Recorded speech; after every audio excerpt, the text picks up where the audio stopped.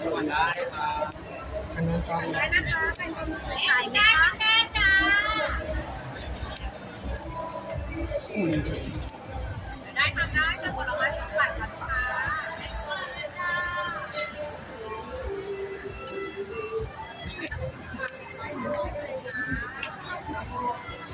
တိုင်းစီတော့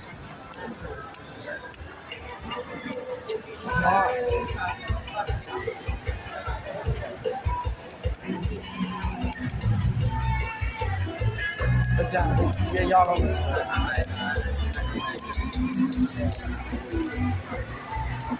ဆိုစီ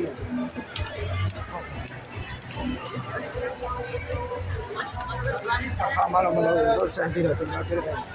ဟိုဖြည်းဖြည်းလေးလောက်ကြည့်ပေါ့ရလာဟိုလေးစမ်းကြည့်တာပဲဒီရလေးသိမရ